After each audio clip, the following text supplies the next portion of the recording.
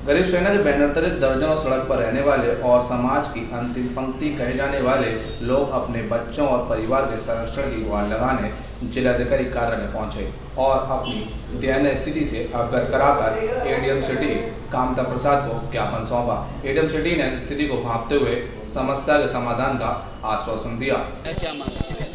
ये गरीब सेना के जो प्रतिनिधि हैं और इनके जो राष्ट्रीय अध्यक्ष जी और पंडित जी हैं, ये लोग उपस्थित हुए हैं और इनके साथ काफ़ी संख्या में लोग हैं। इनका ये कहना है कि जो अतिक्रमण अभियान चलाया गया है उसके तहत कुछ लोग जो बेघर हो गए हैं, उनके छोटे छोटे बच्चे हैं, उनके लिए भी पुनर्वास के लिए कार्य किया जाए।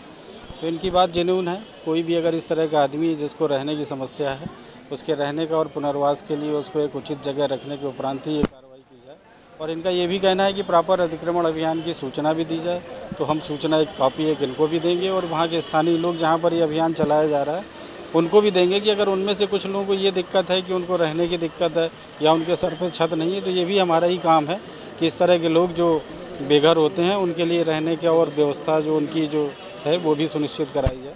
इस अभियान की सर ये जरूरत महसूस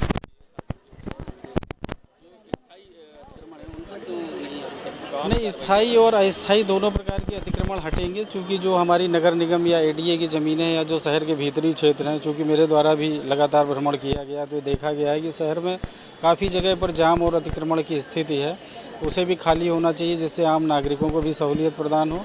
लेकिन इसके साथ साथ ये भी देखा जाना चाहिए किसी एक आदमी के साथ इस तरह से भी अहित ना हो कि उसको रहने और खाने का संकट उत्पन्न हो जाए। और मैंने अभी एडीए और नगर निगम दोनों के अधिकारियों को बुलाया है।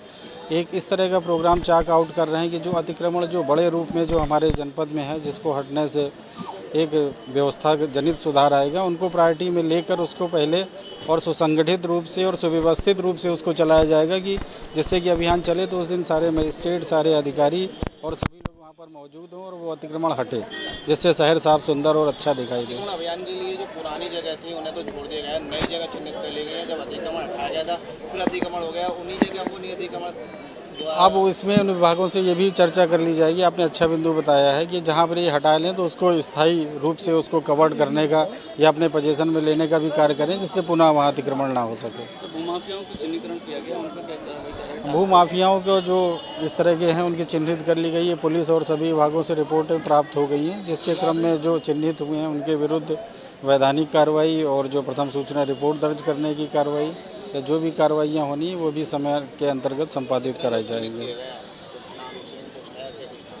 उसमें जो विभागों से प्राप्त हुए हैं, जो उस मानक में भूमाफिया के उपयुक्त पाए गए हैं, उन्हीं का नाम उस पर रखा गया है। देश और प्रदेश में सरकारें बदलने के बाद सबका साथ सबका विकास की सोच लाई गई और भाजपा सरकार ने समाज के अंतिम व्यक्ति का विकास करने का भरोसा दिया। लेकिन जिलाधिकारी कार्यालय पर आए फुटपाथ पर गुजर बसर करने वालों के आशियाने जब चाहे जिला प्रशासन उजाड़ देता है।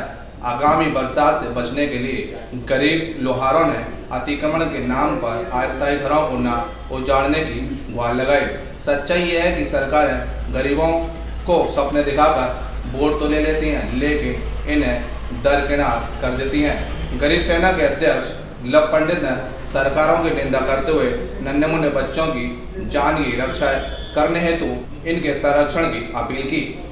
फुटपाथ पर रहने वाले लोगों के साथ एक वाकया होता है कि जैसे ही 10 बजे रोटी बनी और खाने को जैसे ही पहला निवाला गया और एक प्रशासन की ओर से अनाउंसमेंट होता है कि यह जमीन आपने गलत तरीके से घेर रखी है और कल बुलडोजर चलेगा। उसके बाद उसके मुंह में निवाला जाता ही नहीं है, वो लग जाता है अपनी नेताओं की जुगाड़ में कि भैया जहाँ नेता ने मेरे 20 साल पहले वो बनवायो वोटर कार्ड, मैं वोट देता हूँ, मैं नागरिक हूँ और मुझे बचाएगा मेरा नेता। कोई नेता नहीं आता है वोट लेने के बाद। अब प्रशासन रोजाना कहीं ना कहीं अतिक्रमण के नाम पे और बुलडोजर चला रहा है गरीबों के सपनों के ऊपर। हम नहीं कहते कि आप हमें रोड घेरने का इनको ज़रूरत नहीं है, ये रोड बिल्कुल नहीं घेरें, परंतु आपकी जिम्मेदारी बनती है कि उजाड़ने से पहले आप सोचें कि ये लोग रहेंगे कहाँ। ये लोग रहने की व्यवस्था नहीं करते हैं, उजाड़ पहले देते हैं, फिर धरने होंगे, प्रदर्शन होंगे, भूख हड़तालें होंगी, तब जा कर के खुद सरकार की कोरी बेइज्जती करवा के तब मकान देंगे। हम शांति प्रिय वार्ता के लिए आज एडीएम साहब ने आश्वासन दिया कि अब कार्रवाई नहीं होगी। इनके छोटे छोटे बच्चे आंधी तूफान बारिश आएंगी, कहाँ रहेंगे, कहाँ खाएंगे। जहाँ लोग खड़े होना पसंद नहीं कर सकते हैं वहाँ ये अपनी ज़िंदगी व्यतीत कर रहे हैं। पिछले 45 सालों से 30 सालों से हमारा विनम्र अनुरोध है आप लोगों के जरिए से, क्योंकि आप ही आवाज़ उठाते हैं गरीबों की, हम लोग तो तुच्छ प्राणी हैं। आपसे विनती है कि इनको बसा दीजिए। इनको वास्तविकता में अंतिम पंक्ति के लोग हैं और इन्हें ज़रूरत है घरों की, ताकि इनके बेटे भी स्कूल जा सकें, इनके पति भी आराम से रह सकें, अपनी ज़िंदगी बिता सकें।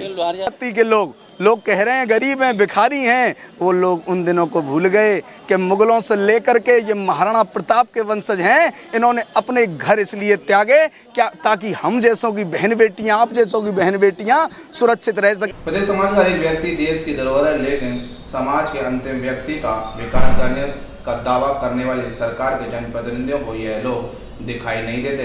7 न्यूज़ के लिए कैमरा पर्सन भगवान सिंह के साथ गीतम सिंह की रिपोर्ट।